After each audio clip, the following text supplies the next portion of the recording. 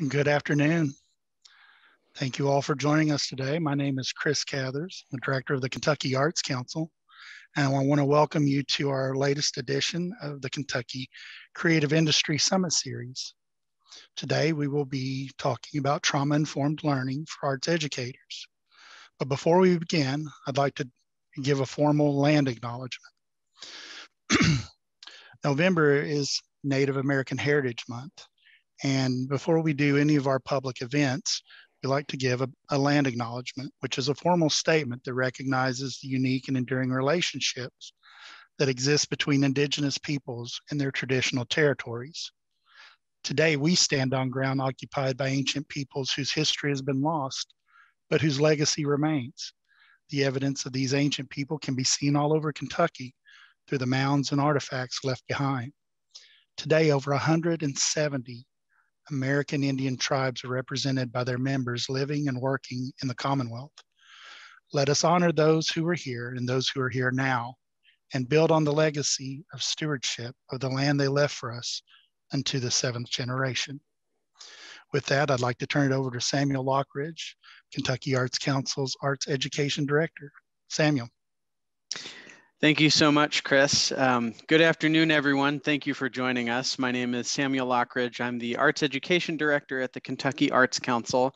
And I'm so thrilled to present to you today Dr. Judi Vanderhaar, Program Consultant for the Division of Student Success in the Office of Continuous Improvement and Support at the Kentucky Department of Education. So Judi will be sharing her expertise with us today on trauma-informed learning.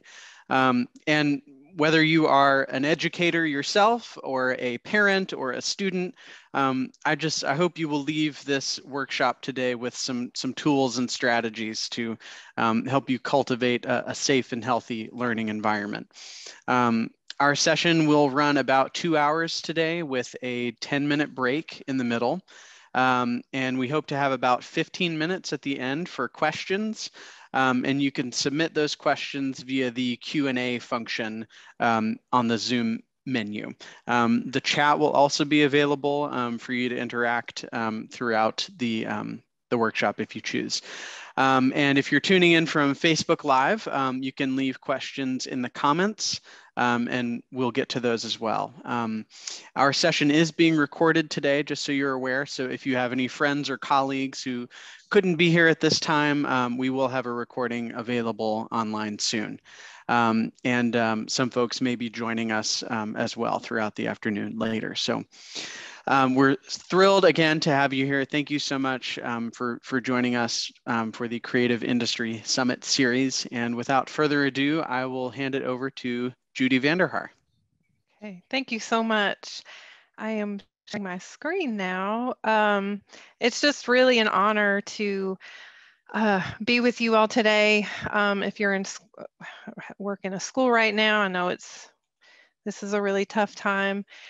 It's beyond tough, really. So again, just really honored to be here with you all and to share some things that hopefully you can take away that will be practical, but also I do like to spend a lot of time on framing things because I think that's important. And also want to acknowledge that depending on where you are, so trauma-informed practices has been rolling out for several years now. So some of you all, often there's a big range in terms of connection with this type of content. So I'm aware of that, and I will still be talking about some of the basics and maybe in a different way that maybe you have heard. So yes, so these are some of the things that I'm going to be talking about. I'm going to spend a bit more time on thinking about secondary traumatic stress, and also we're hearing so much about self-care, and I'll get into that. But and then importantly, as you see these little tool symbols, those are some strategies really to, kind of think about and consider for yourself and when you're working with students or your own children. The things I'm sharing with you today are things that I am continuing to practice myself. So we're all in this practice together. And I have the fire hose here just because I'm going to share a lot and try not to go too fast, but I do tend to move quickly. But please, please, please engage through the chat, ask questions anytime. And yeah, so also it's very normal to maybe have some, things come up for you. And that's completely normal. So just take care of yourself however you need. All right. So just starting off, before COVID hit, we had data for the first time ever about how well educators were doing with their, in terms of emotional well-being. This is the first time we've ever had information. And as you can see, before COVID, the vast majority of people in our schools and educators, I look at everyone working in the school system as educators. This doesn't include just teachers. This includes other role groups. But we're already concerned about their emotional well-being as a result of their work. They were also concerned about their colleagues, and almost a third were extremely concerned. And this varies obviously depending on your district and your school. So just putting it out there, like what we're facing right now is obviously a reflection of what's going on in the wider society, but it's really unrelenting. And I really love this meme because, and I'm actually really happy that our commissioner recently at the summit really is acknowledging, how our systems and structures must change, to put human beings and relationships first, because people in schools and districts have been making lemonade out of lemons for a long time. And it's just unrelenting right now, the level of stress. And I have a lot of friends working in schools now. I spent a whole day last week when we were off in a local school. And, I was telling Samuel, I left really and just sobbed the rest of the night because it's so intense. And the subtle things, and not just the overt explicit things, but it's more the subtle things and the level of traumatic stress, really. So until our systems and structures change, and obviously we all make up part of the system, it's really thinking about how can we support ourselves in this time, the things that we can control. So I'm going to get into first just talking in general about trauma. And I think, we use this term very much as a blanket umbrella term. And I think just to remind us that, there are different types of events, and it doesn't have to be an actual thing. It could just be based on your own perception. Like last week, there was a really intense fight, and, a kid way far down the hall, not even anywhere close to it. This experience of threat is very, very real. So everyone experiences, events or perceived events of perceived threat differently. So it's very unique. Just like in a family, you can grow up in the same situation and you have the way you experience it is unique, right? Because we're all unique individuals and we share so much. But then the way we experience that creates the effects, and we'll definitely talk more about that. And what I think is so important, and as we can see in families and in our society even, the effects, right? The way it impacts us in all these ways generally can create more events. So you see the cyclical nature of traumatic events. And I kind of like this. And again, on this PowerPoint, I have tons of links to resources and videos and that kind of thing. So you'll have access to this if you want. And I think really, and I'll repeat myself multiple times on some really important points, is that we look at trauma as a process rather than an event, because it is an ongoing living process. And I really like how this is laid out from this video, which is really, really helpful. And I'll be sharing some videos, but again, we typically think of trauma as these kind of shock trauma or even developmental, but also chronic toxic stress is a form of what we will call trauma. So just acknowledging that is, we were all born into this really a culture of, there's been so much trauma that hasn't been digested and healed, so it keeps coming back up. But that we're living in it, we're swimming in it, and a lot of it we can't even see because it's so normal. Like the things that, you know, we consider normal, obviously they're not healthy. And so I think it's important to think about the things that we cannot see, but we can feel it, right? One of the things I did want to mention in terms of the different types of trauma is that because so many of our young people and our kids have been dealing with complex trauma. And the reason I think it's so important for us is in schools is understanding that complex trauma is ongoing. We can also call it as developmental trauma, right? As we're developing our sense of self. So many kids are living in circumstances where they're not being protected, and sometimes the people that are supposed to care for you are the ones hurting you, right? So, and the reason we know how important, and you all know this, relationship is in what we do in schools, and that's why it's so important, because you know, kids have experienced so many betrayals and continue to experience it, that what we offer in our schools and in our classrooms is that sense of care and safety and trust. And so you'll hear over and over the tenets of trauma-informed approaches is really focusing around safety and care. And I'll get more into that. And then just to acknowledge these other aspects of trauma, I won't be going into a lot today, that again, we're living in it, we're swimming in it. And so I think it's, yeah, this is a really important topic for our time. I like this definition around trauma being anything that's overwhelming, where we're left with a diminished sense of safety inside ourselves.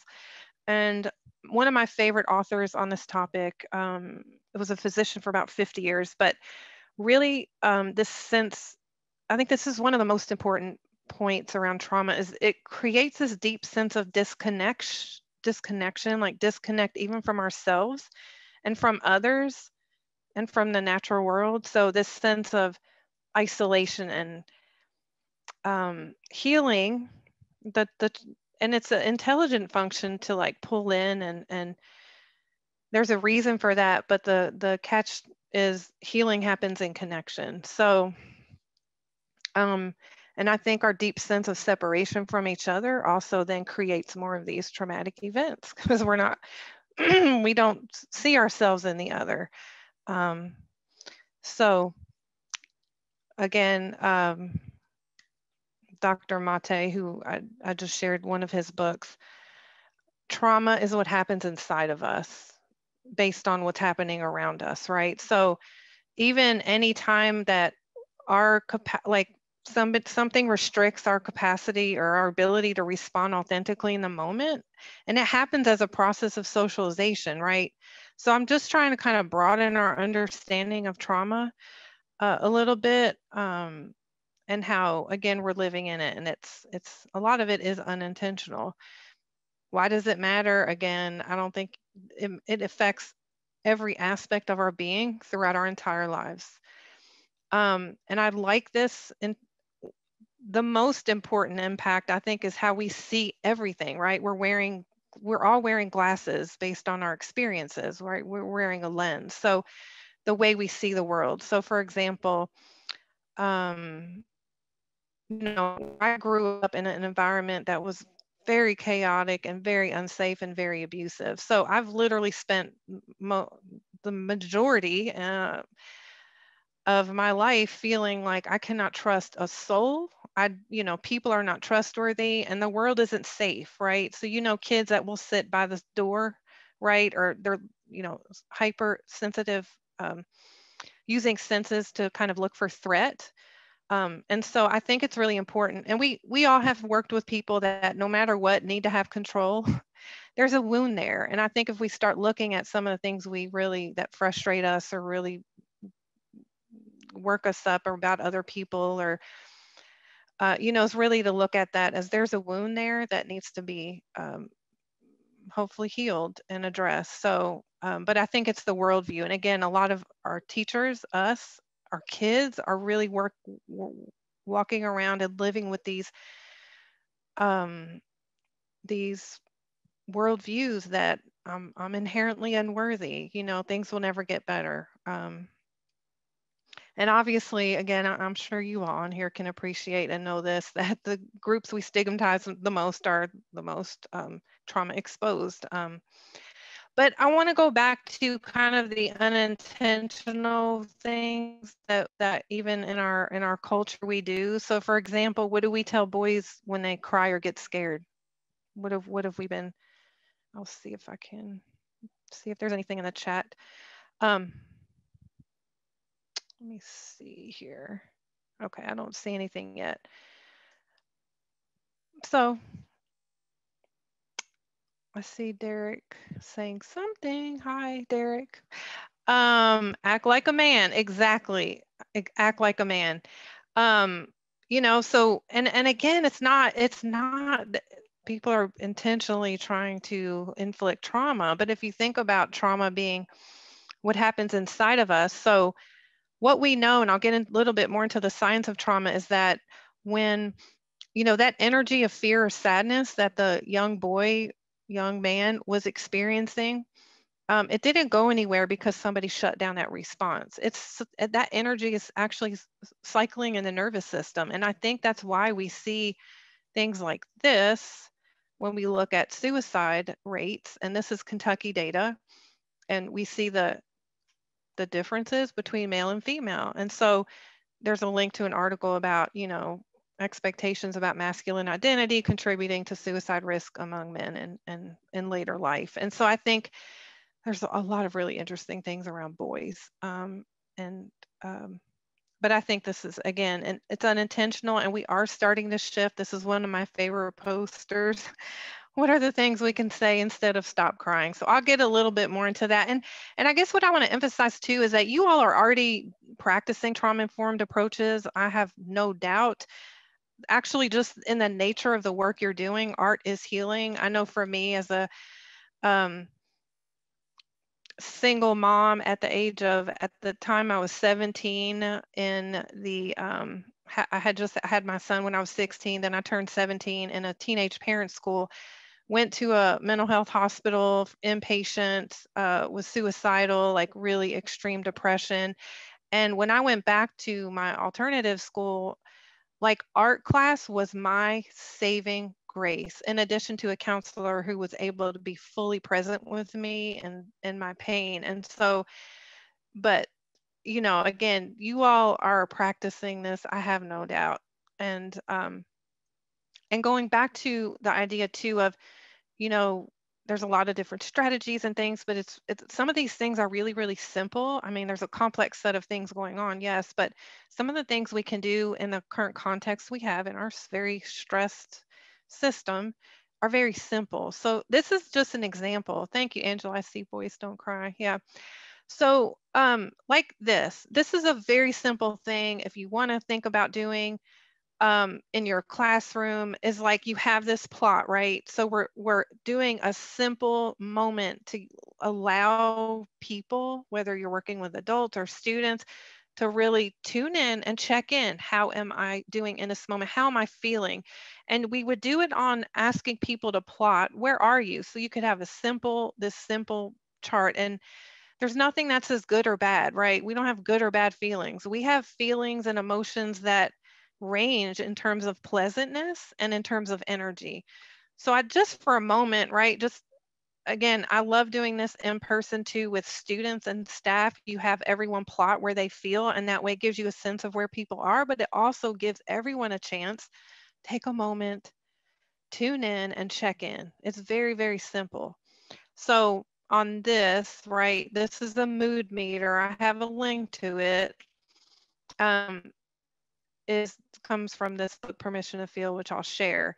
But you know, these are the kind of words that go on with it, that go along with this. But I kind of sometimes like just doing this and not giving people the words, but just letting them, you know, kind of plot where they are and just give them a chance to tune in. But this is kind of a cool mood meter. I have a link to if you want to use it. And you know, I love this idea about, you know, there's a lot of science of happiness. I think it's awesome, really important. but life is about wholeness, right? We learn more from our suffering and challenges than we do from the happy times. And so just getting, and trauma is part of our existence, and so is healing.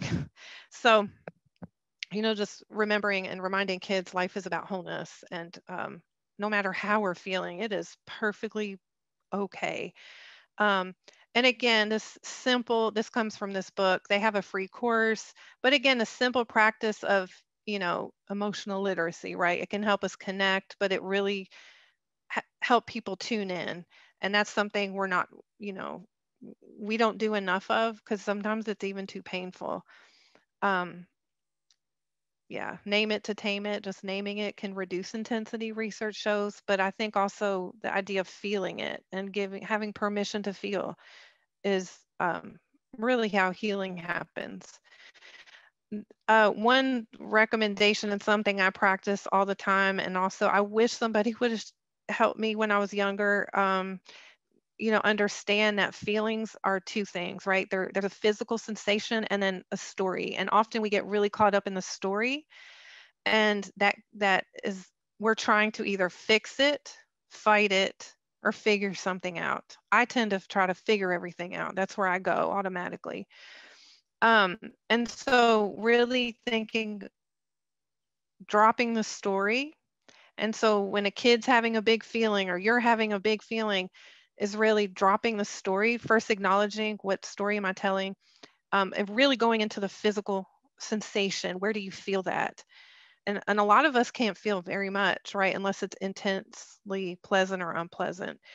And that's fine too. It's something that happens, right? We become really numb, and that's okay. But I think just really, as much as we can support body awareness for both our kids and ourselves, is going to be really supportive. And I found that in my own healing journey that I've been on for many, many years. So, and I will share a little bit more about this, because we have to befriend our experience, right? It's not fixing, fighting, or figuring it out. It's really becoming aware of it and then befriending what's happening inside. And again, for a lot of us, that's never been cultivated for us, never been encouraged. It's like we're asked in our society, we're human doings, right? Instead of being human beings, emphasizing that being part. So, okay. Is there any questions at this point, or before I get into the next section about what does it mean when we say this is a trauma responsive school, or this is a really trauma responsive educator? And if there's nothing, I will keep going. Okay, so what does it mean to be trauma responsive? One is we realize the impact of trauma, and importantly, there is a path for healing. Nobody's a lost cause, right? I think we can do that sometimes, even to ourselves, right? Think of ourselves that way. So we're realizing there's an impact. So understanding the science of trauma, which is some of the work that's been happening. And then recognizing what are the signs and symptoms, right? Not only the signs and symptoms, but what are the strengths? So a lot of folks do really well at realizing and recognizing, and then where we are having to, and I'm going to say at every level of our system, including where I work, responding. How can we respond to what's happening in our practice and our policies? So there's a lot of work to be done at every level, and I could use a lot of examples, but I won't right now. And then resisting re-traumatization, because we re-traumatize very often, right? Unintentionally, very often. It's unintentional, but we do it through our practices and also through our policies. So that's kind of where the work gets, really hard, right? So I'm going to share this quick video. I think it does a good job around looking at, we talked a little bit earlier about threat, this perceived threat. And so a lot of our kids, well, he does a great job of explaining. I will share this. Hopefully the sound works. So learning brain is this brain that's open to learning new information, and it's completely okay with ambiguity and grays and vagueness, and it sees the big picture. It like pulls back and is on the balcony, can look over the forest and figure out what's going on. On an emotional level, people in learning brain feel calm, peaceful, maybe a little excited about what they're about to learn, maybe a little playful and having fun too, and definitely curious. And they're not afraid of making mistakes because it's just part of the learning process. And so they're not really thinking about themselves. And they actually feel a little bit of confidence that if they just apply themselves, they might pick up what they're trying to learn. Now, survival brain, on the other hand, is completely different. It's hyper-focused on threat. It doesn't like ambiguity. It wants clear, hard facts. It thinks in black and white terms. It doesn't want anything to be gray at all. And then emotionally, you can imagine that survival brain makes people feel panicky, feel like a little obsessive and afraid of getting things wrong. And they don't feel calm and open to learning new things. They just want to get things over with. And people in survival brain also really don't like making mistakes, and they are afraid of looking stupid too. So students in survival brain don't want to be picked on. They don't want to raise their hand and ask questions and look stupid. And so these people are also filled with doubt about their own ability to learn stuff, and they're afraid that other people can see how stupid they really are. Now, it's really important to understand how learning brain and survival brain interact. Because survival brain always trumps learning brain. And it makes sense because survival brain is just trying to save your life. And so if it thinks that there's something dangerous happening, you better pay attention to it, right? But the tricky thing is that as survival brain stays on longer and longer, it's harder to get out of that. And it's harder to really go into learning brain. And the way I think about it is kind of like the myth of Sisyphus. You know, that guy who has to push a rock up a hill, and then every day it falls back down and he has to do it over and over again.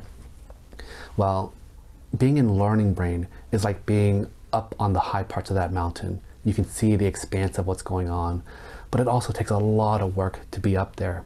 And at any second, if you're not paying attention and putting effort into it, it's so easy to slip back into survival brain again. And that rock that Sisyphus is trying to push up, well, that's kind of like stress. And the more stressed you feel, the heavier and bigger that rock gets, and it just pushes you back into survival brain quicker. Now, the kicker is that for traumatized people, stress is a really rigid and intense thing. And so with trauma, any little stress makes that rock grow way bigger than it normally would. And because people with trauma misperceive ambiguous situations as threatening and stressful, that rock just stays big all the time. Now, the good news is that the more you control stress, well, the easier it is to be in learning brain, right? Because that rock is a lot smaller. And what I really want to highlight for teachers is that the best way to keep students in learning brain goes back to why I spent so much time talking about attachment. Students best learn when they feel like they're safe and supported by the adults around them. So it's kind of like a baby elephant. You know how like on those nature shows, the baby elephant is like playing with leaves or exploring a tree or something like that and having a lot of fun. And the only reason why they can do that is because there's a whole group of mama elephants around that baby protecting it and looking out for danger. So a kid with trauma or who's stuck in survival brain, it's kind of like that baby elephant who doesn't have protective adults around them. They can't play and learn because they're way too focused looking out for threat and danger. So this is why I really believe that the most important thing that schools need to focus on, way more important than any kind of techniques or curricula, is really whether or not they are creating that environment where students feel like they're surrounded by these big mama elephants who are going to protect them and watch out for them and make them safe. And when students have that, I bet you it unlocks their curiosity, their eagerness to learn and play as a way to learn. So I hope that's helpful. So, yeah, that's one of my favorite videos. I think it just does a really good job reinforcing to the idea how important it is that we are cultivating a safe, caring environment, even if the school we're in is hectic and chaotic, that you have that ability to do that for your classroom. And then when you're just one-on-one with people. So again, I think just by the nature of the work you're doing is definitely supporting the healing. And then also, if you're doing any of these, I mean, you're already being responsive to trauma, giving choice, right? Letting kids calm down when they're frustrated, and consistency, predictability, being clear. As he talked about, ambiguity is really not helpful. And supporting emotional regulation, which the most important aspect of that is that we're able to regulate our own, and then acknowledge when we're not, and then model, right, what we're doing. And I have a couple of kind of things to maybe consider as tools to help with that. And I just think the most important frame, we call it the trauma lens, that I use all the time with again, people I work with, people I interact with, my own kiddos, is really reframing, right? From what's wrong with somebody, that they're inherently sick or bad. And we apply this to groups as well, to what's happened to somebody, right? Somebody's been injured or impacted in some way to cause them to behave this way. And then importantly, what's strong, right? What are the strengths? So this particular frame, again, helps me just in my daily interactions with people, because I don't know one human being that's not experienced some form of trauma, as I mentioned. So as he talked about the importance of, we are not treating trauma symptoms necessarily. Our job is creating an environment where people feel cared about and feel normal and feel safe, right? And of course, empowered. So how do you create this in your particular space? And I'd love if you want to share in the chat. If not, it's fine too. But how do you create this climate in your own room? What are there any things that you want to share on that? And if not, I can move on. I have some other questions for you.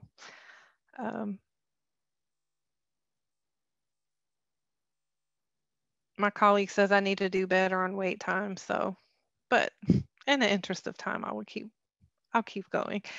Let's see. Okay. I don't know if you all have heard of this term. We talk a lot about Bloom's taxonomy, and the importance of oh, I see Derek.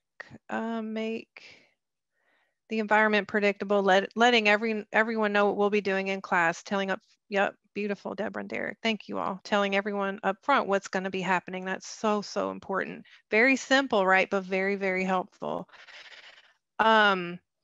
So yes, right, we all know Maslow's hierarchy, and we also know a lot of kids are not getting any of these needs met at the bottom here, right? So I just think this is a helpful frame to kind of thinking about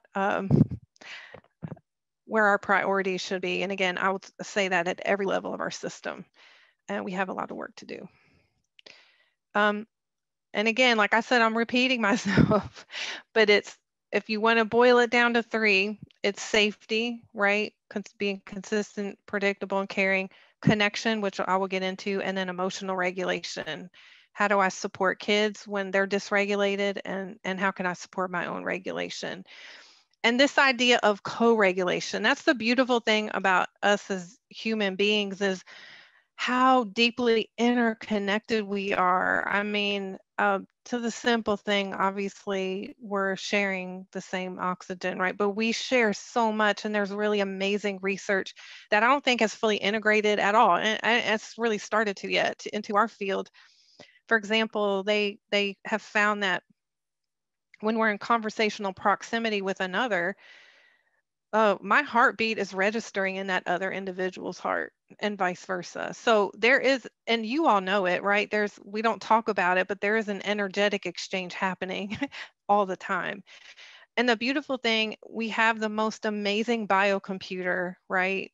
That has evolved over billions of years on our nervous system.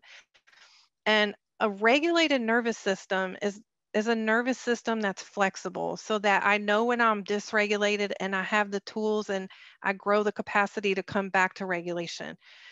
So the most important thing, so, you know, it's just like when a child's young and it's a natural movement to want to go out and explore, and something happens, right?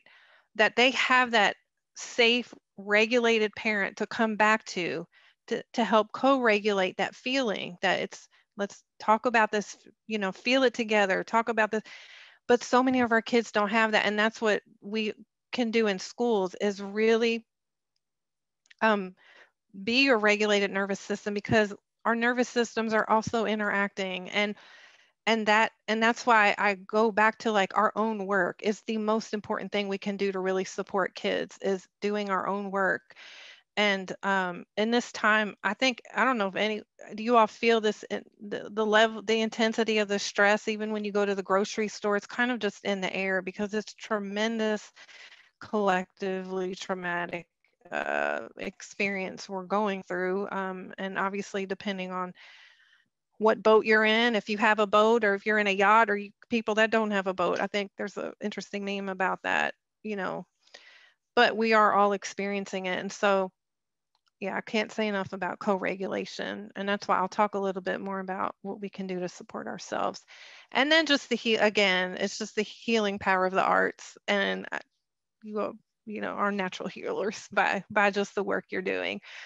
You know, language, there's so much power in cognitive behavioral therapy, but it's also not sufficient. And I've found that in my own healing journey. It's helpful, but it's not sufficient. And so, again, working with the trauma that's stored in the physical body and working with these mediums of rhythm movement, they're so restorative. So I just wanted to point that out.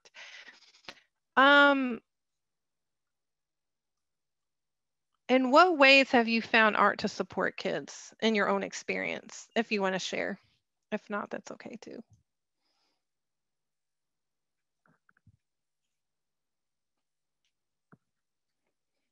I see what some of you all talked about in terms of your environment.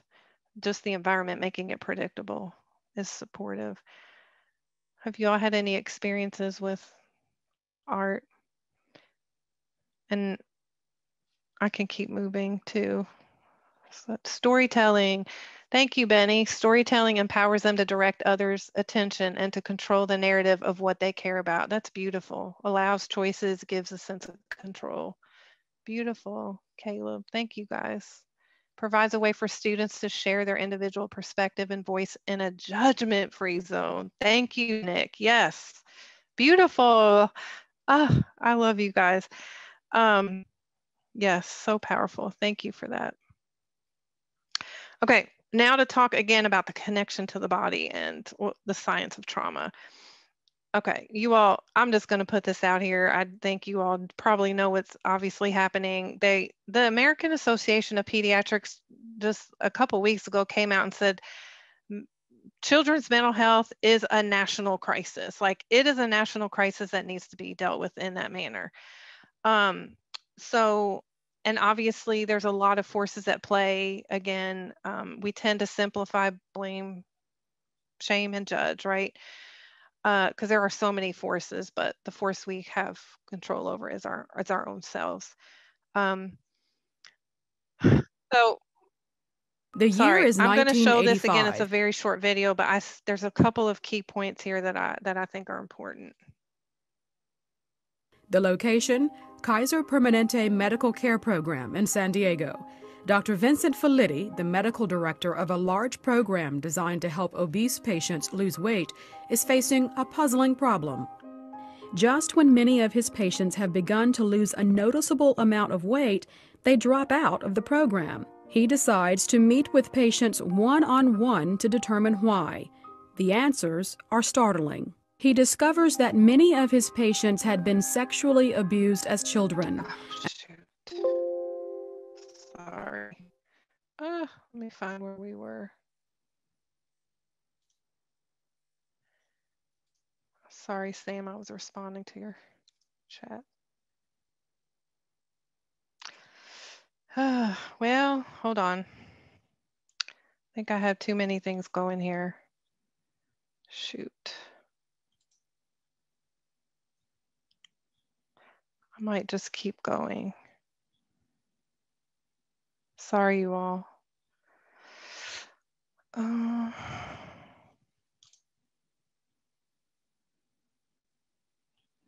It does not like the videos. Okay.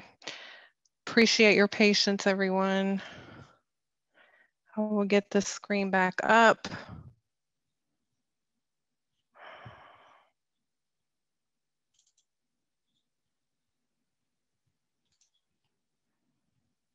Let's see. Share computer sound. It's opening. Oh, shoot. Sorry. Okay, let me try this way.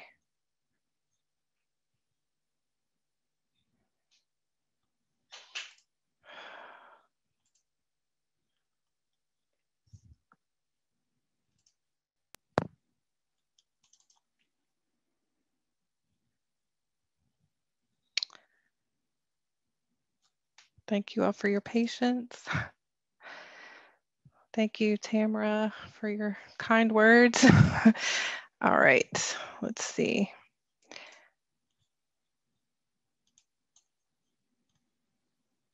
Can you all see that yet or no?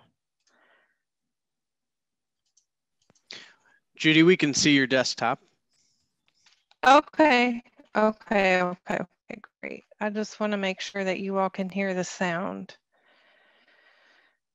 I may just, let's see, skip over this video, but I do think it's important. So let me try to, is it okay to restart the video?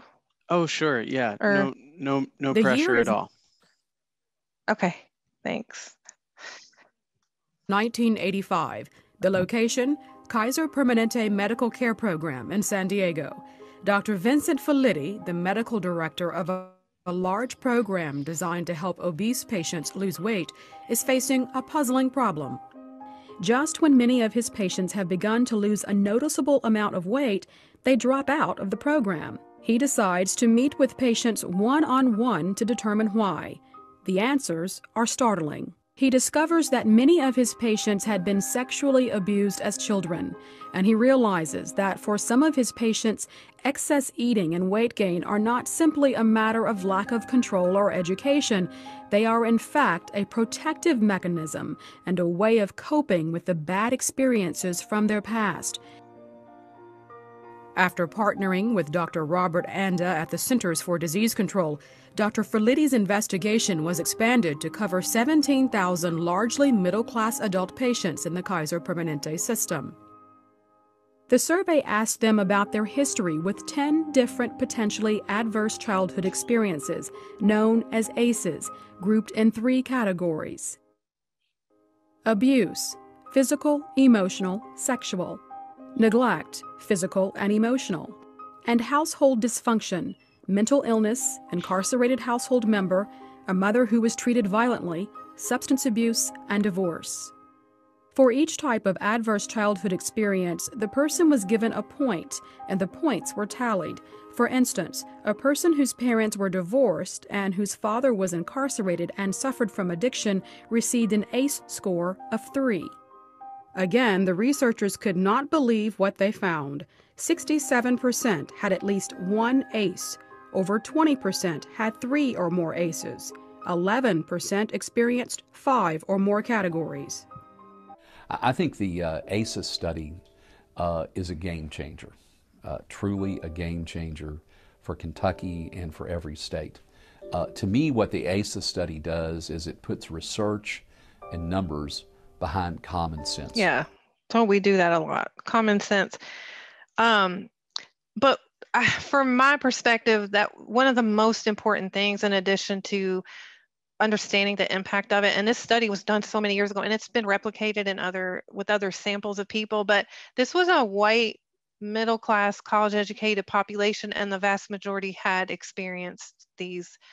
They were 10 or 12, and now there's 5 more. So these 5 adverse childhood experiences have been added to the list, and it all increases again your these outcomes. So it all makes sense, right? Kentucky has one of the highest rates of kids with multiple adverse childhood experiences. You all probably know all the terrible stats, like #1 in child abuse. And, there's so many things. I think we're now like #2 around the opioid overdose. And during the pandemic, it increased by 30% in Kentucky. So yeah, we're swimming in it. And I just like that they updated this pyramid to reflect the social conditions. I'm a sociologist before I became an educator. So I'm glad that we're really thinking about the bigger context of these, and then the generational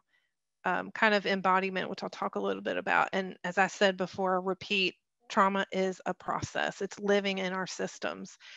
And, you know, for me, I got triggered or activated all the time when I was 6 years substitute teaching.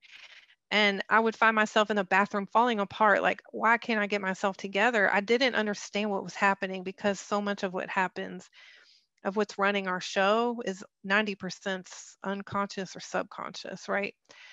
So when I got into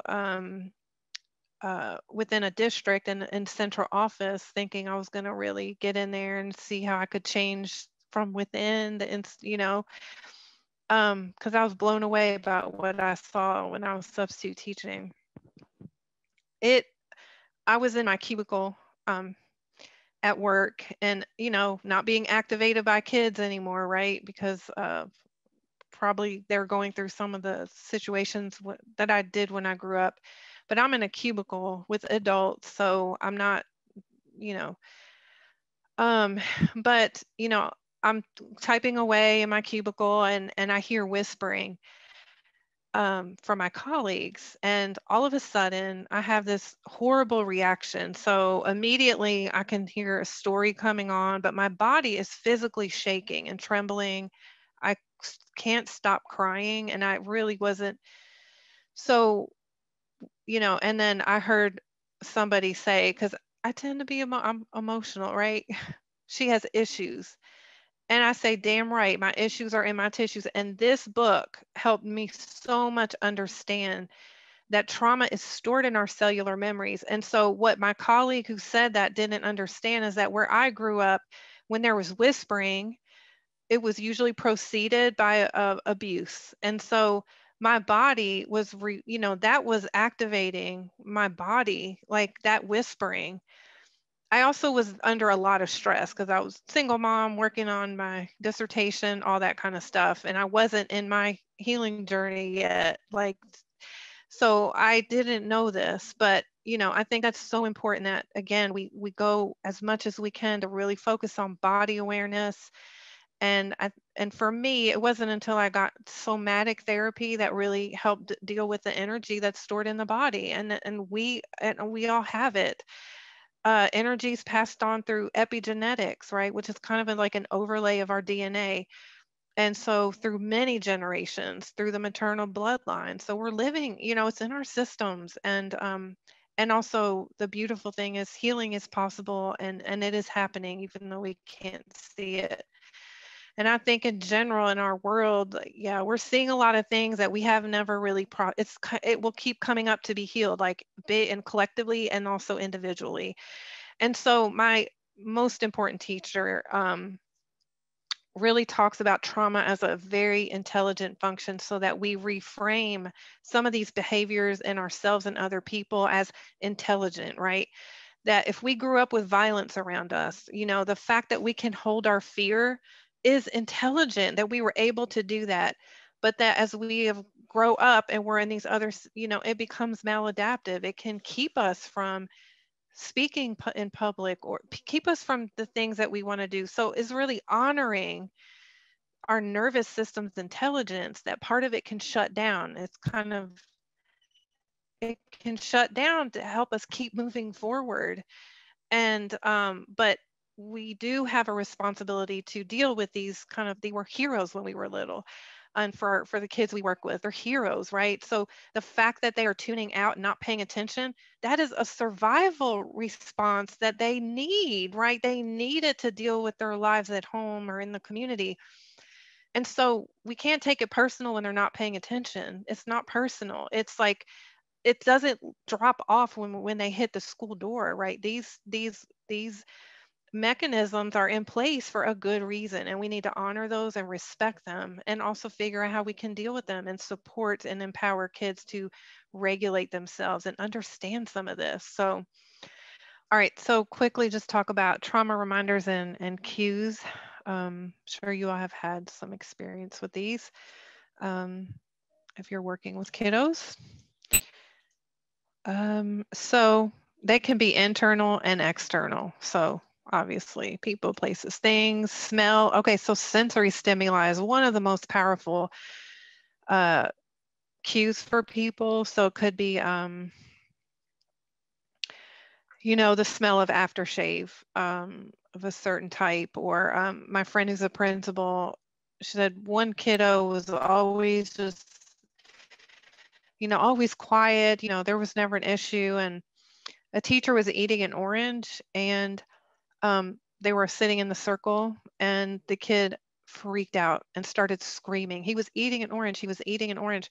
That smell reminded him, and it come to find out it was disclosed. He was being sexually abused by someone and close to the family, and that smell of the he was eating an orange during one of the acts. So yeah, it's sensory stimuli, but also very like internal kind of cues. So feelings of powerlessness, and that's obviously why giving choice and voice is so important. But there's a lot of both internal and external things that can kind of activate some reminders. So if any of you want to share in the chat anything that maybe reminders during some of the activities you do with students that might be some trauma might activate kids. Again, most of it's happening very much on the unconscious level.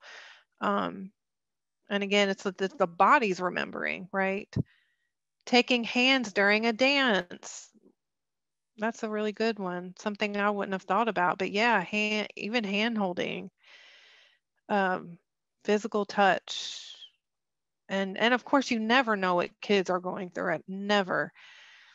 I have a friend who works in a middle school, and a teacher had pointed her finger in the kid's face like that, and he threw chairs. I mean, he just went off.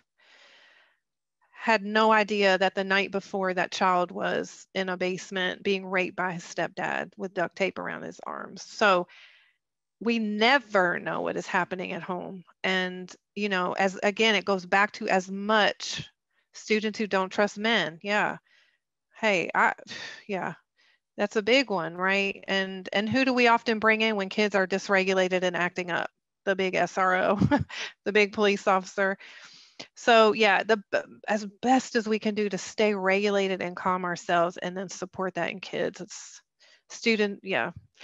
So I also think it's really important understanding what is happening in the brain, that it's a stress response system. Again, it's very intelligent, and just understanding that when there's a perception of a threat, it could be a smell, it could be the way someone looks at you, it could be a word, that the amygdala, so it gets activated, and that's where we talk about it's kind of our alarm, right? And it's intelligent that it's there. It sends the body into self-protection. We call it fight, flight, freeze, and please is another one. Pleasing people. What happens then is the hippocampus, the area responsible for memory, becomes disorganized, which is why for a lot of people, it's very hard to remember. You know, I mean, the majority of my childhood's pretty blank, actually, and I'm not upset about that. It's a protection, and so it's an intelligent function. But what happens then is that the prefrontal cortex, it goes offline, right? So the first thing we ask kids when they do something we don't understand or we don't like, we say, what were you thinking? And I'm guilty of that myself. but their capacity to think really was not online at the moment they were being activated. This is actually happening. And for so many kids, this alarm never turns off. So they're in constant state of stress response, constant. And also for some of us adults too. And so one of the things that I love is that we can teach this to kids, that, you know, whether it's, we talk about this down here as the amygdala, right? The alarm. So there's a dog, you know, what does a dog do when it's scared? It's barking. And the wise owl would be the prefrontal cortex. When the wise owl is wise, right? Can solve problems. But when the dog's barking, the wise owl flies away. So what we have to do, and there's a really awesome video that this came from. And with teenagers, we can talk about the upstairs brain and the downstairs brain. We have to teach this. We have to normalize what's happening and help people understand. And our job, so as a young person, as an adult, is to notice when our alarm is going off. That's the first thing, to notice when it is going off.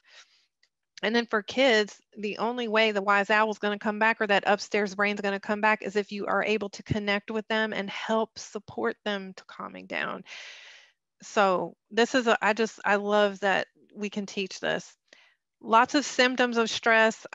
You know, we always typically talk about those aggression and acting out behaviors, risk taking, but we often ignore the other ones that are, you know, the kids that aren't causing any problems for us in our classroom maybe. But these are symptoms that are kind of unconscious attempts to counteract feelings of helplessness. And so many of our kids are.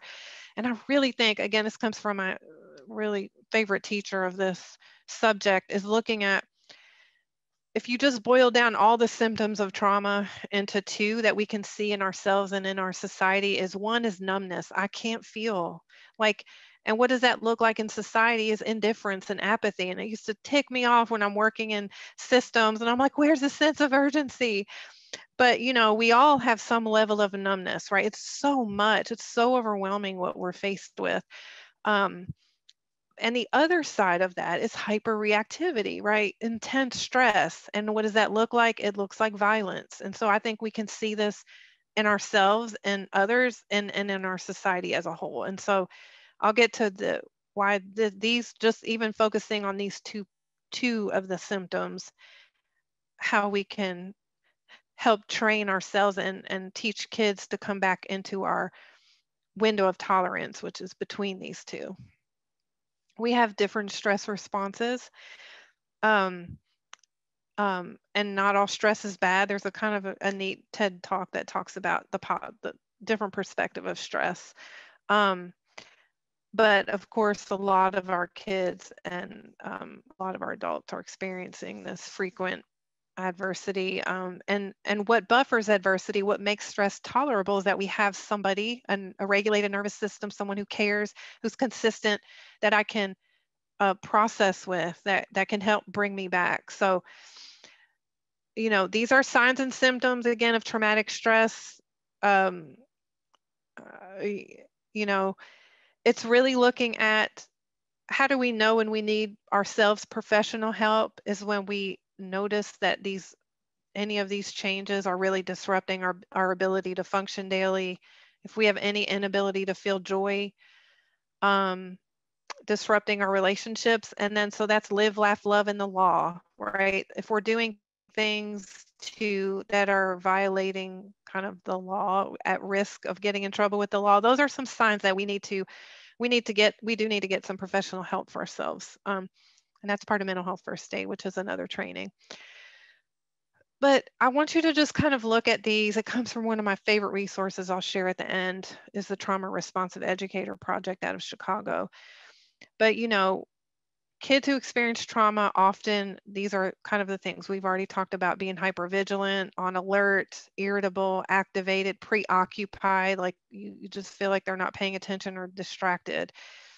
And just knowing where that's coming from. And here's the window of tolerance that I just think is so important that we understand and that we teach. That when we have experienced trauma, and when we are experiencing traumatic stress, our window of tolerance, and for some kids, they have very little. They have very, very small window. And a lot of adults, to be honest. I mean, I'm still working on widening mine. So the hyper intense stress, the hyper arousal, and the hypo, the shutting down, those are the two. Remember, the numbing and the hyper intense hyperactivity. So when we get activated, you know, we are going out of our window. We're either going out into the hyper or the hypo, right? We're shutting down or we're overreacting. And that's, I would say, one of my biggest symptoms, overreacting to really little things, right? The beautiful thing is that as we practice these simple things and teach others and do it with our kids too, as we do these, we practice, and some of these simple practices and, you know, breath work and grounding, just paying attention to what's happening in our body at the moment.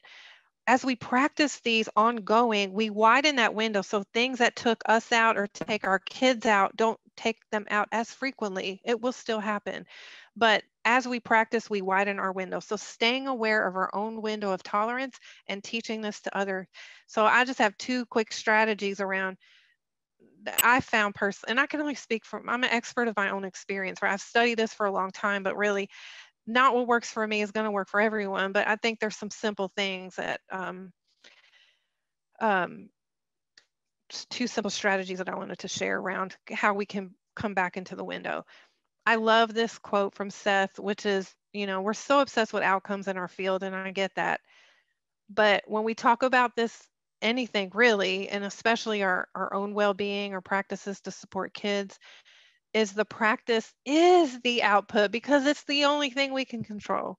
So it's the practice, practice, practice. So there's wisdom in, take a deep breath, and there's so much research around the power of breath and breath work. But is it just taking a deep breath? So I'm going to share one of my favorite things. So there's the box breathing that the military uses. It's something, but I really think this one is even more impactful. So what it does is, this quick technique really engages our parasympathetic, that parasympathetic part of our nervous system that's responsible for resting and digesting. So you can activate it, and this, if you have trouble sleeping, you can do this before class. We don't wait till people are dysregulated to like, oh, let's practice this. No, the practice has to be ongoing, because these are tools that we teach ongoing, so that when something happens, okay, there's a knowing and understanding of the technique, and we're doing it together. So I'm just going to play this quick video and invite you all to do it with me. Maybe the sound might be a little annoying, but I like the visual, and I have the YouTube link for 5 minutes, but we'll just do 2 quick rounds. And again, to encourage body awareness with your kids, or if you're doing this for yourself, is as you inhale, you're going to inhale as deep as you can for 4. And as you're inhaling, I want you to imagine that the breath is coming through every pore of your body. I think we have pores over every area of our body except our bottom of our feet, I think. Anyway, imagine that it's coming through every pore of your body, that the breath, you're feeling it. And then you're going to hold for 7, and then you're going to exhale out of your mouth for 8. So we'll just do this quickly together. And if I was in a classroom now, I would be practicing this every day with my kids, because we're empowering them. So you're inhaling.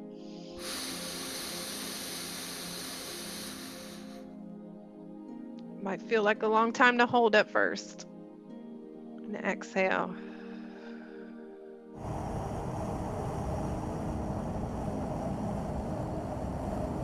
Do one more time.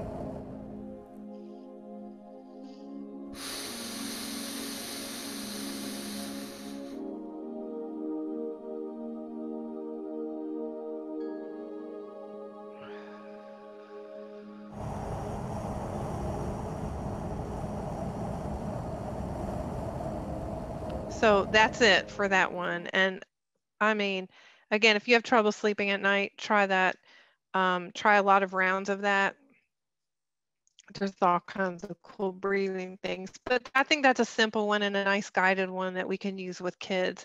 The other one is the kind of like grounding and shaking. And I wish I was in a room with everyone, because I would ask you to stand up and do it. Basically, you stand up, you have ask kids to stand up.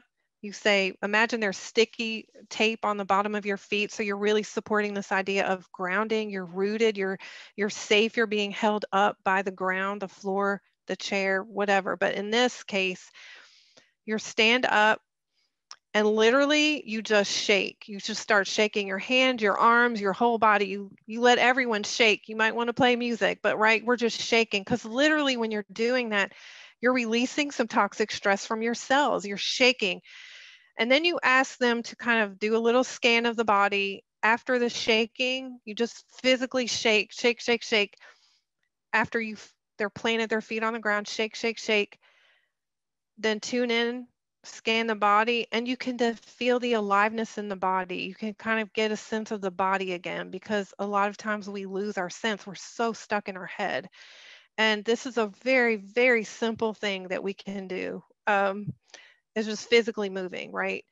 Shaking. It's part of Qigong, which is a whole nother thing that hopefully will integrate into our field sometimes. It's a cornerstone of preventative healthcare in China, but practiced all over the world. But that's just a simple kind of release and physical movement. Very, very simple.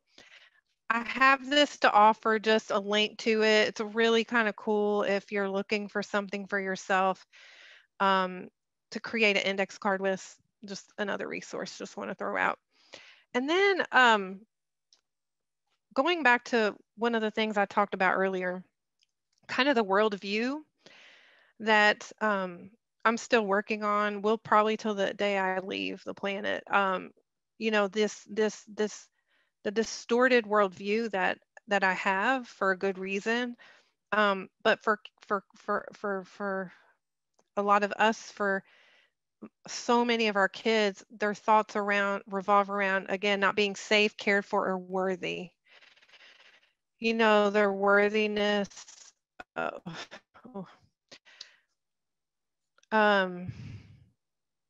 We're so socialized that we have to do something important, or whatever society deems as important or special, or to be worthy, or we need other people's approval to be worthy.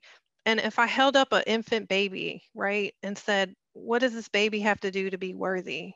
What's the answer? Nothing. It's inherently worthy. And so that's just a big one that that I think we can work on undoing. Is you know, is the way we connect and talk to and illustrate inherent worthiness of our kids and the people we work with. And we talk about the invisible backpack that we're all carrying around. A lot of these are kind of the things that we can't see, but the thoughts, right, that kids and teachers, adults, human beings have. So these are kind of the invisible backpack, and how do we counteract these distorted ways of thinking that are there in place for a good reason? Is, again, being consistent, authentic, that you have to over and over and over and over to replace these thoughts, to support the replacement of these thoughts. So it's just being very specific, and also kids test you to see if you're real. Obviously, you all have experienced that, I'm sure. That they used to say 3-to-1 positive to negative interaction ratio, that you need to have 3 to counteract 1, and it was 6, and now I hear it's 12. You have to have 12 positive interactions to counter a negative one with a student. So, and then it always comes back to us, right? The way we respond to anybody, a student or another person we're working with, is rooted in what we carry. And so again, our own work is important. And this is my favorite video on connection. So what is empathy, and why is it very different than sympathy? Empathy fuels connection. Sympathy drives disconnection. Empathy, it's very interesting. Teresa Wiseman is a nursing scholar who studied professions, very diverse professions where empathy is relevant, and came up with 4 qualities of empathy. Perspective taking,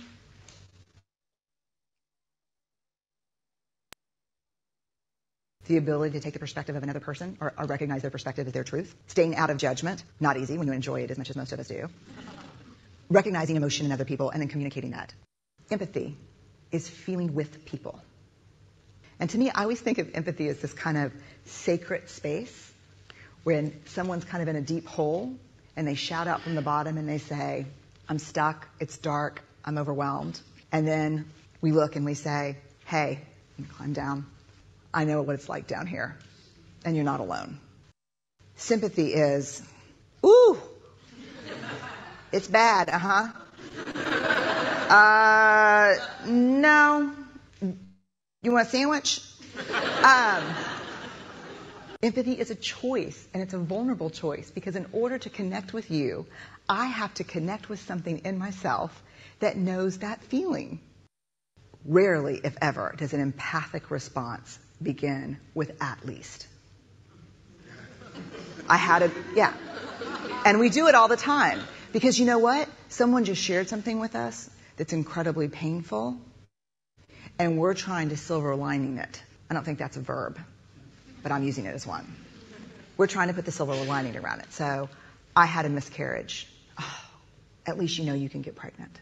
I think my marriage is falling apart. At least you have a marriage. John's getting kicked out of school. At least Sarah is an A student. But one of the things we do sometimes in the face of very difficult conversations is we try to make things better. If I share something with you that's very difficult, I'd rather you say, I don't even know what to say right now, I'm just so glad you told me. Because the truth is, rarely can a response make something better. What makes something better is connection. I never get tired of that video. That's Dr. Brene Brown. She does her research on shame and vulnerability. Just that, again, that, you know, there's so many things that are so horrific happening that we cannot fix or change. It's that power of really being with somebody's pain and you know, that, yeah, and we have to be able to connect with that in ourselves. So I'm going to talk a little bit about secondary traumatic stress. We use this analogy all the time, and you know, it's literally it's true, right? We have to care for ourselves, but this is for like an actual crisis when the plane's going down, and attention to our well-being has to be ongoing, not in the middle of the crisis, again, as I mentioned earlier. And in this scenario, why does the mask drop down? Because when we're in a crisis, right, that alarm center is going off. We forgot the instructions that we were told about the mask, so it's dropping down. But there's never been anything in our school system at any level to really emphasize the importance of caring for yourself and your well-being, and that has to change. It's unrelenting, and this loss of control right now is yeah. So I think understanding secondary traumatic stress is really important. Always has been, but now more than ever, really. So this model is looking at, on one side, why you're in this business, right? You have this satisfaction, the good stuff that comes from helping people, and then you have the other side, which is fatigue. And so there's two pieces of that: burnout and secondary trauma, and they often travel together. So compassion fatigue, again, is when we are unable to refuel and regenerate. There is an erosion taking place in us, and it happens slowly over time. Burnout and STS do often travel together. And so burnout's kind of like, I feel incredibly drained. I'm basically just completely overwhelmed. I can't give anymore. But secondary traumatic stress is really altering, again, our worldview. So for example, when I was working with kids as a therapeutic aide, you know, I was so preoccupied with child exploitation, and it just covered everything. I mean, I still have that problem myself. I still have that. It's been decades and I still have that. But so we have to be we really need to be really self-aware what's happening in us. If you're exposed to suffering, which there's nobody in a school that's not, you're at risk for STS. And again, if you have your own unresolved, which so many of us do, because we haven't had a lot of understanding or the resources to support our own healing from our own unresolved trauma. You don't have to have been grown up in a physically or sexually abusive environment. Could be emotionally, right? That, you know, as you're developing, that your parents were so preoccupied with work or other stuff they were dealing with that they weren't able to be there for your pain or allow you to express your feelings, right? So many unintentional things. But if we're not resolving our own stuff, then we are at high risk for secondary traumatic stress, inexperience in the field, empathetic concern, and again, that prolonged toxic stress. There's definitely organizational and structural risk factors. I'm kind of going through this quick so I can get to the next piece before we have to wrap up. There's a lot of issues. Again, what do we have control over? So this is more kind of for leadership, like we really have to be looking at these things. The beautiful thing is that there are factors that mitigate as secondary traumatic stress, supporting each other, having mentoring, but what are the things that we can control ourselves is really savoring.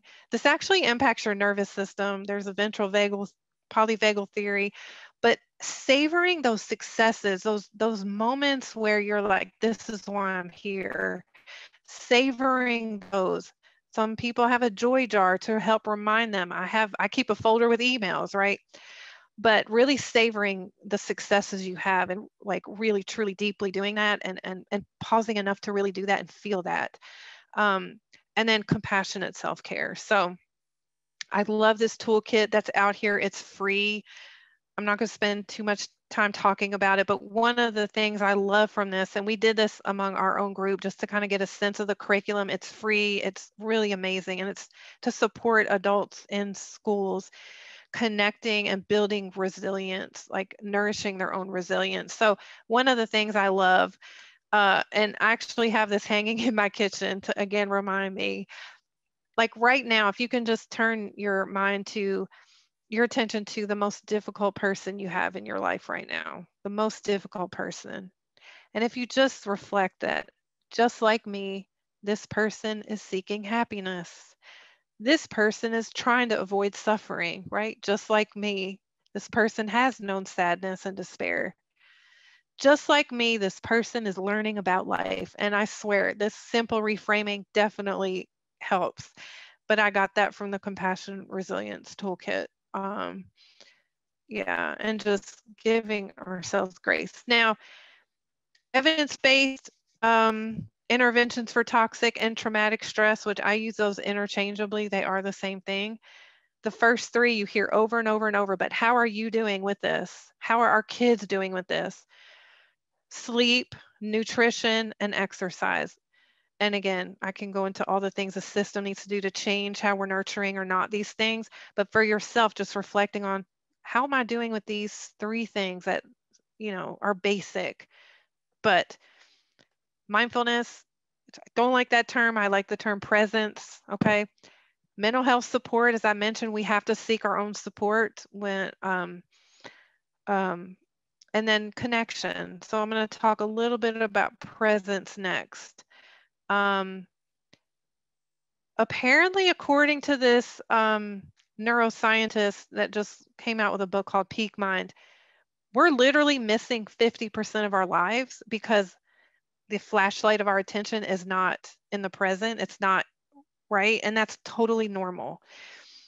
So I'm going to share this quick video. It's my favorite. I just don't like the term, but I think it does a good job because again, if we're thinking about what do we know is supportive of mitigating some of this stuff and how we can be there for kids, this is something. Real quick, I'll share. You may have heard this word mindfulness. It's become something of a buzz phrase of late. So I'm going to give you one simple, serviceable definition, which is this. Mindfulness is the ability to know what's happening in your head at any given moment without getting carried away by it.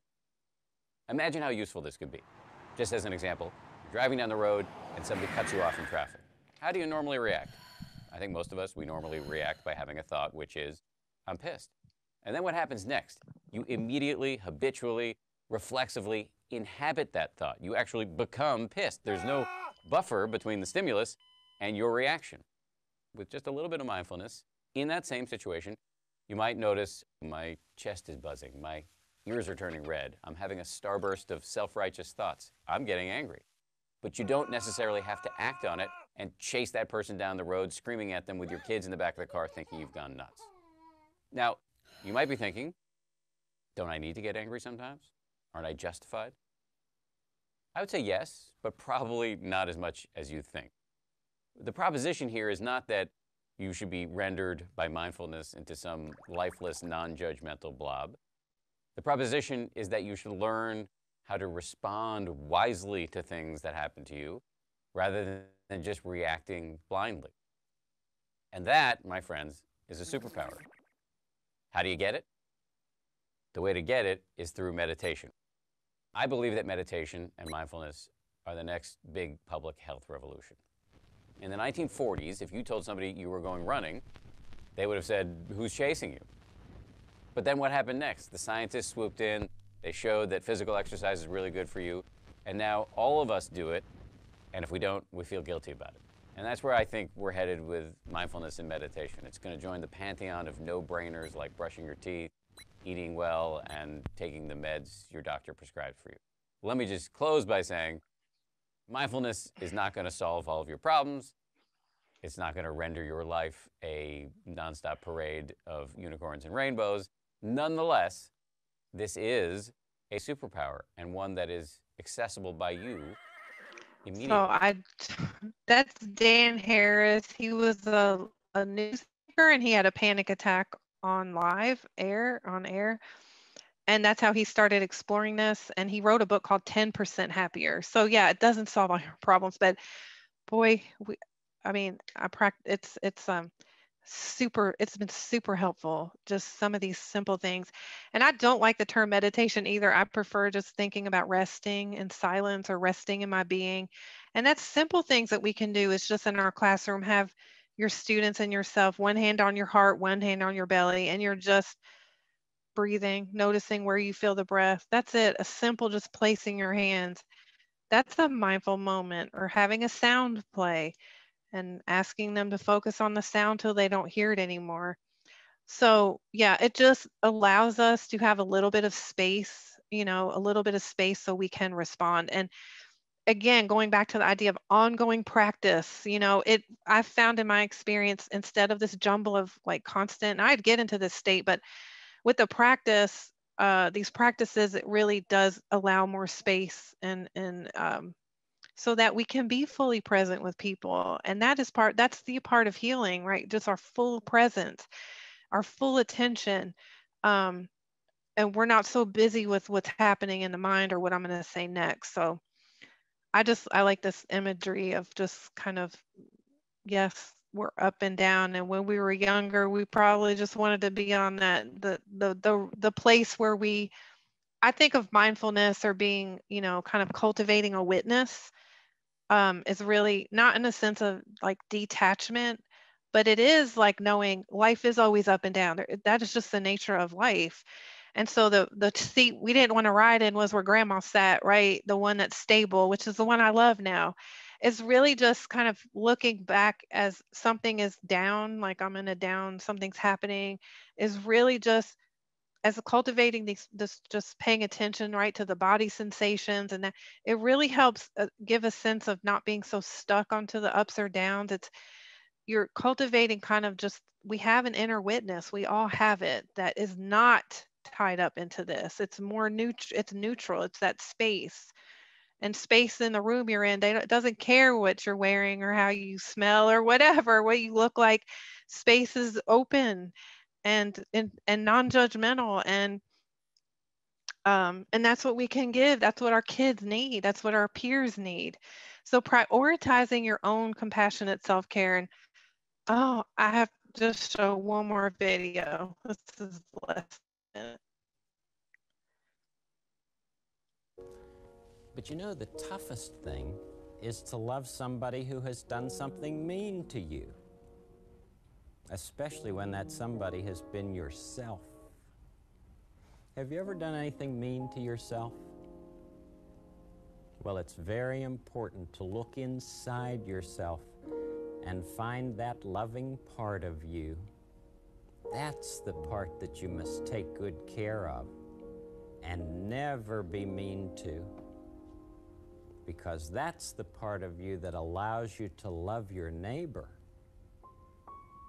And your neighbor is anyone you happen to be with at any time of your life. Respecting and loving your neighbor can give everybody a good feeling. What an amazing soul. Oh my God. Ah, I just really kind of just love what he's saying there, because, you know, we're hearing stories about teachers, you know, like just I think last week, you know, this poor teacher who left during the day, was probably overwhelmed, got drunk, went back to the parking lot. I think he got arrested, you know, just an overwhelmed, someone suffering. Our teacher of the year 2 years ago came out with her story of alcoholism and winning all these awards, but really suffering. And so it's not about beating ourselves up. And there's two aspects of self-compassion. One is kind of the saying no, and this is Dr. Kristen Neff's work. Saying no, not only to others, but also to our own harmful behaviors. And the other one is the gentle, like giving ourselves the same grace and kindness that we give everyone else. So just kind of thinking on your own, which aspect do you need more practice with, right? Is it the saying no or the being gentle? And I just wanted to throw that out. And now I feel really bad because I want to get to some of the strategies. So I feel like I'm going to fly through some of this, but just, I think too, remembering our basic human rights, that our kids and we all have a right to be, that we have a right to be here, to be who we are. We have a right to become our best selves, and we have a right to belong. And these are our needs and these are our rights. So these were some of the things I could just say really supported me interacting with, you know, educators as a young person. But I'm going to get to nurturing resilience because I feel bad. I'm left not very much time for this piece, but all of it I think is important, or I wouldn't be sharing it. So I'm sorry if I'm rushing through this part, but kind of some approaches to consider. I'm going to talk about 6 things. So I've already talked about connection, but what does that mean? Simple things like checking in and checking out, right? Pairing up kids with a buddy, safety, some of the things you already talked about, being, you know, predictable, letting them know what's coming. If you're turning off the lights, asking, is that okay? Giving them a warning if a guest is going to come in, right? Normalizing the stress response, from teaching kids about that it is normal, like what is happening in the brain, modeling appropriate ourselves. Then other things that I don't know if you all, as much as you can do, let them physically move, right? Competence. So, and this is where I think, gosh, art can be so powerful too. It's just like, you know, there's so many opportunities for affirmation. There is no right and wrong, where they experience that in some of the other types of classes. And then empowerment, I heard of some of you all talking about that. We've already talked, the importance of choice, giving choice and voice as much as possible. And then again, self-regulation, that we are teaching emotional literacy, like going back to the first thing I mentioned, having a simple check-in to tune in. How are you feeling?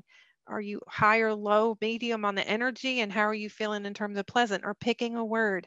There's all kinds of tools out there. Mindful focusing, right? Having people focus for 30 seconds on the breath coming in and out of their nose. Simple, but it has to be ongoing. Have a couple handouts I'll send you around, you know, when kids are dysregulated, like I was in the cubicle, or kids just completely like dissociating because they're activated so bad, is kind of how you can slow down, orient them to like something in the room, bring them back into the present, and ask them about their level of stress. And then importantly, reminding them on a scale of 1 to 10, how well are you able to manage that? Yes, there is a stress, and yes, you have a capacity to manage. Now, sometimes, there's very extremes. And then just some self-regulation activities. Again, I think you all probably just naturally do some of this anyway. But these are some more specific things that maybe will be helpful. I actually have this in my cubicle at work for myself. I love this particular resource about creating a trusted space. So I have a link to that. And then my favorite, like they have the most amazing resources, like very specific. They have a whole thing on bringing mindfulness into the classroom, like very specific and practical. It's called the Trauma Responsive Educator Project. So I have a link here. Just amazing. Finally, in terms of, I know a lot of kids miss this because they might not be there on the day. But this is a virtual bulletin, but just as if you can, you know, having these posters or signs in your room, because I think a lot of times schools are well, even in the school I visited last week, a high school where they've lost kids to community violence and suicide, and they don't have the suicide prevention or crisis text line that there is something, because kids need as many possibilities as they can. And if they don't feel safe to talk to anyone, they can text this crisis line. The other thing is a reality of human trafficking. It is a reality. Our kids, the biggest type of child sex trafficking, it's the second biggest industry after weapons, criminal industry, and it's exponentially exploded. And so the biggest type of trafficking, child sex trafficking, happens in families. So it's family trafficking, kids for money for their drugs or to eat, or, I mean, you hear about that's what's happening overseas right now, has been happening, but in Afghanistan, I believe. And it's so heartbreaking, and it's heartbreaking to know we have kids in our schools that are literally living it. You know, there was a girl that 12 years old, she would come home and her mom would have the lingerie in her bedroom in the back until when she gets home from school, go home, go change. And the girl knew that what that meant there was going to be a few men coming back in there, and that's real, and this is happening now. And so there's we have a whole protocol about what to look for and how to respond if that is something you're suspecting happening. And then again, social and emotional learning. We hear so much about it, and it's so important for adults and students alike. And again, if our system was really situated around this before COVID, like if instead of high stakes testing, we would have seen a completely different response. If these are the things that we were cultivating and so there again, so much has to change. And I go back to always self-awareness, body awareness, which isn't on here, but that. And so I have a link to very, very specific things that any teacher can integrate into their lessons or into their day that can specifically like support and nurture some of these social and emotional capacities. Edutopia, I'll show this really quickly. 60 seconds, that's what I love. Who doesn't have 60 seconds? I'll share this quickly. Gentlemen, what have we learned about stress from the week's discussion? Today we did an activity in my classroom where we talked about stress. We're gonna do like the snowball activity, okay? So I'm trying to get them to know how to identify stress and then know how to be able to adapt and cope and work with that. Gentlemen, go ahead and take 1 minute to finish up. After they wrote down their stress, they balled up the paper. I asked them, what should you do with stress? And they said, get rid of it. So let's get rid of the stress, and we had a snowball fight. Everybody ready? Go. The idea is that we're moving around, we're able to have fun, laugh, scream, be loud, and then have that discussion about stress. Everybody get a snowball. Afterwards, they unwrapped the snowball and they read what their peer was stressed about. Who'd like to begin? I learned that stress can cause many things like depression. They got up, it was interactive and it was hands-on. They were able to have a conversation with each other about things that they were dealing with.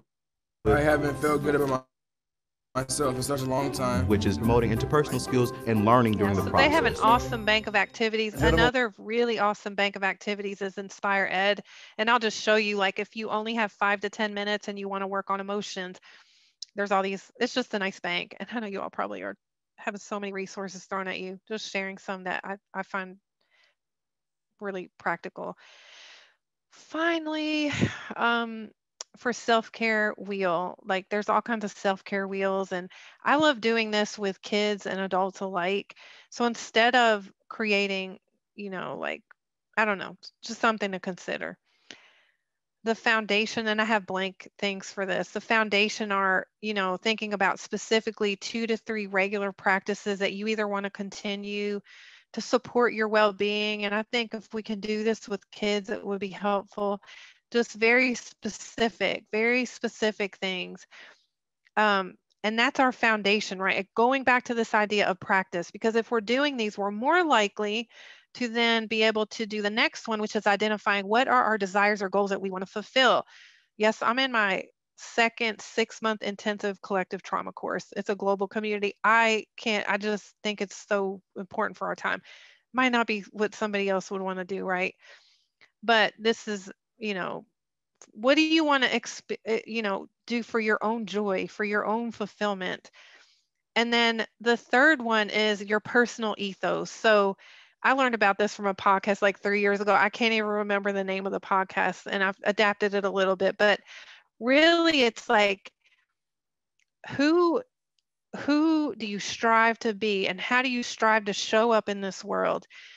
And it's kind of like an equation. So it really gets people and kids to kind of really think about how do you want to show up in the world? Like, how do you strive to be? And this is mine, and I fall short every day. So when I say truth, it means when I'm in Kroger and I got an organic apple, I'm not gonna like cheat and say it's the cheaper one full of pesticides, but that's what it means. And it means to have courage to be truthful with people that I'm having, need to like have an honest conversation with. And the final thing is at the top is that when you're out of alignment, when I'm out of alignment with who I want to be or with the practices, it's like what nudges me if I'm being harmful to myself with some coping behaviors or, not having boundaries, like what I know, right? There's something in what nudges me from, within to help, it's kind of your symbol of strength, or some people might have a religious, I don't know, different symbols, but I think this could be a really nurturing thing to use. I've used it with kids in juvenile detention and also executives. Like, I just like that particular kind of frame.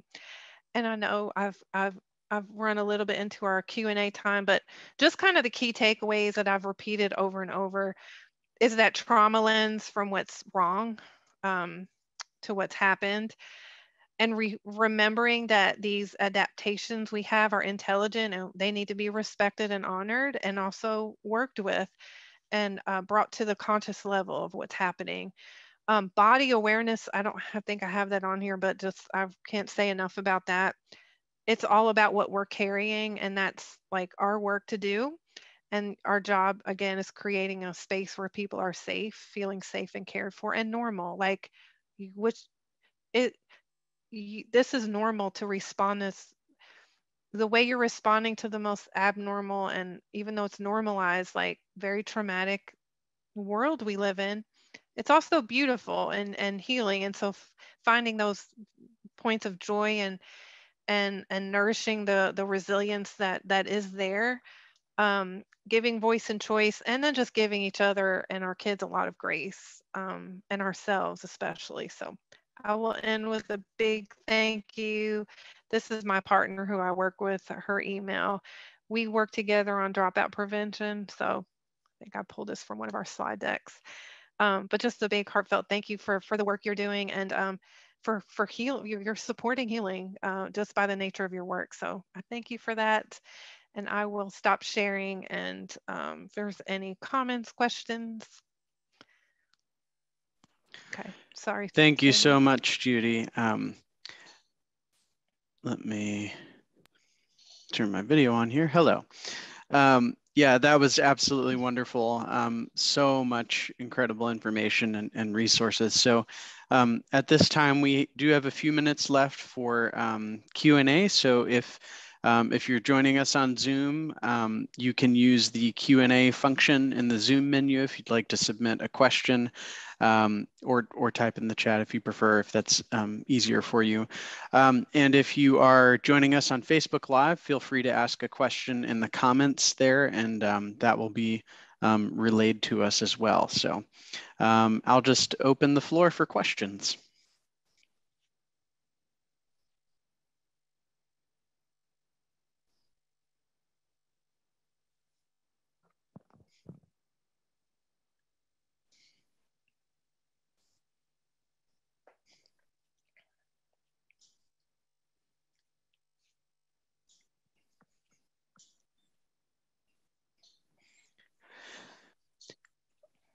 Question from Caleb.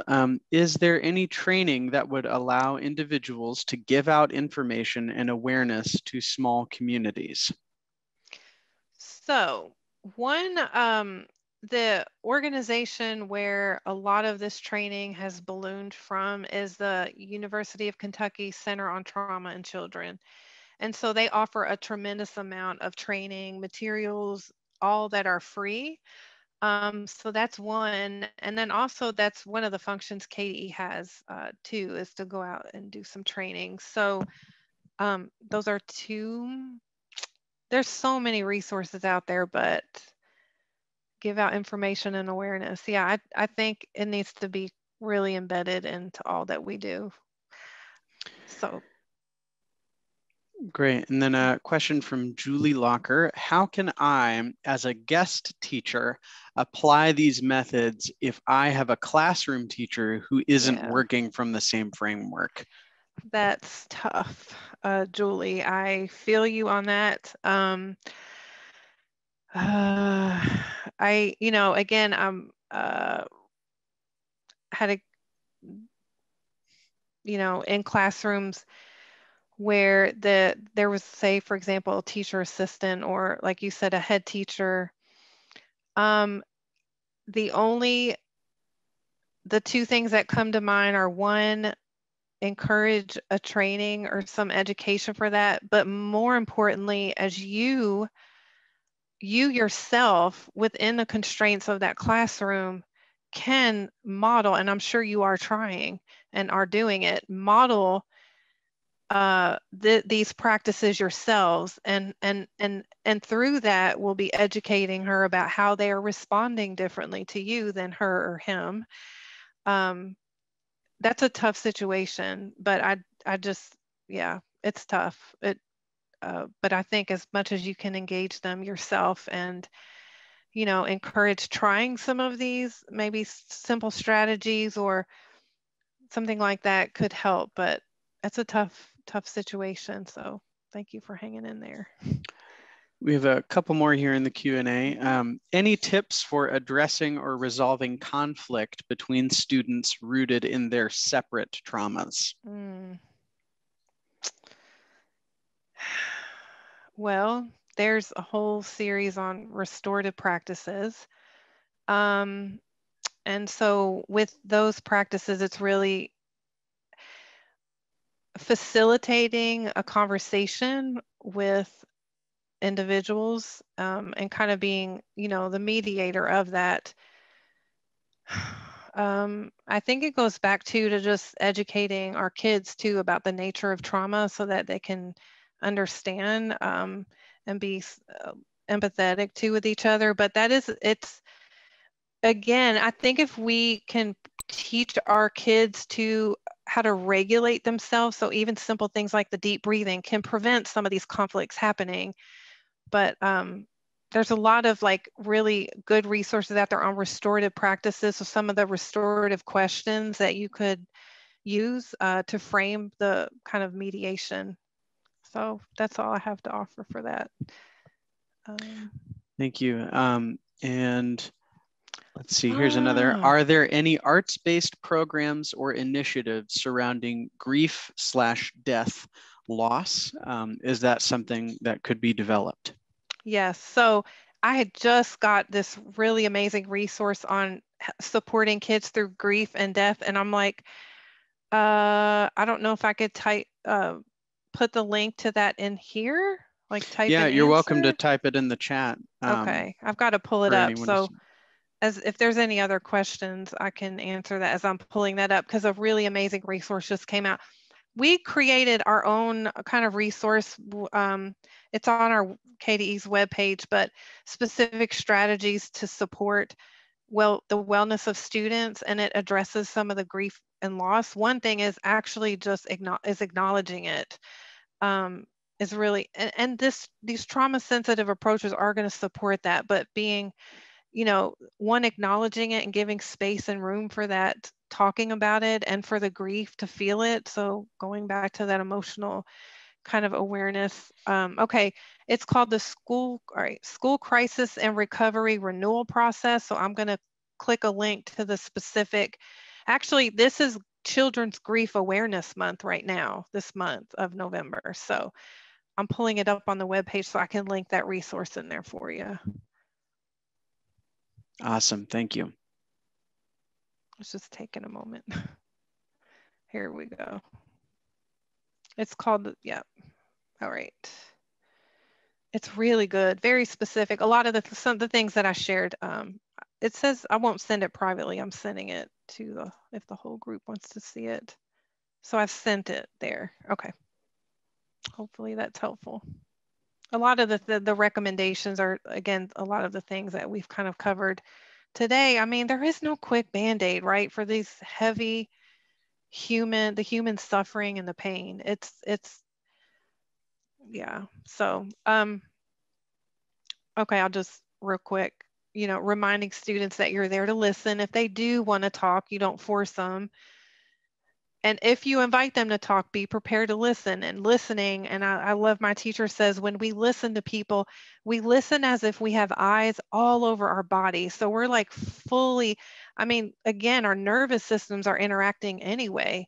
So you have eyes, you're really sensing and feeling and listening. And in that, it's just being heard is the beginning of healing, just being heard. So fully heard, not people know when you're not really listening, right? And it's okay not to know what to say or do.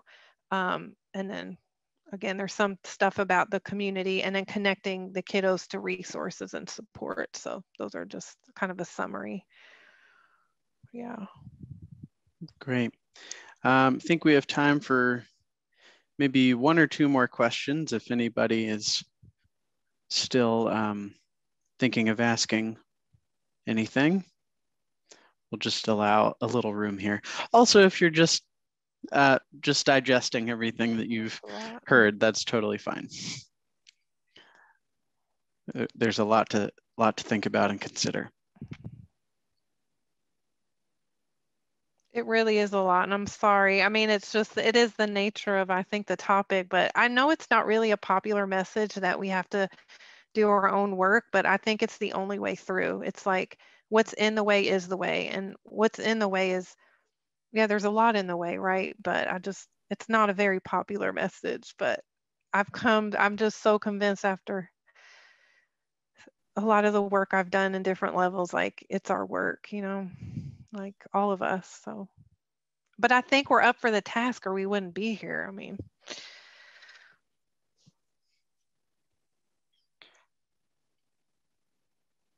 absolutely. Well, we don't have any more questions coming in, and we're just at a couple minutes to the hour. So I think now's a good time to just say thank you once again, Judi, for sharing your knowledge and your expertise with us. It's incredibly informative, and from my perspective as someone who works with arts educators, and especially during a time that has been as challenging and traumatic in many ways as COVID has, I'm just so grateful that that you've been able to share these resources with us. And so, and I know I speak for the entire Arts Council when I say that we're grateful to have you here. So thank you very much. And thank you all for joining us today. And please stay tuned. We will have the recording available within a few days. If you have colleagues or friends that you think could benefit from what you heard here today that you'd like to share it with. And also, if you would like access to any of Judi's materials, the slides that she shared, we will have a link available as well. So you're welcome to contact Judi at the email address she provided, or myself, and I will leave my email address right here in the chat. Yep, I have a link and those handouts too. So yeah, just thank you all, because it's really, really an honor to be with you all, amazing people. And thank you for having me. Yeah. Well, thank you all so much, and enjoy the rest of your evening.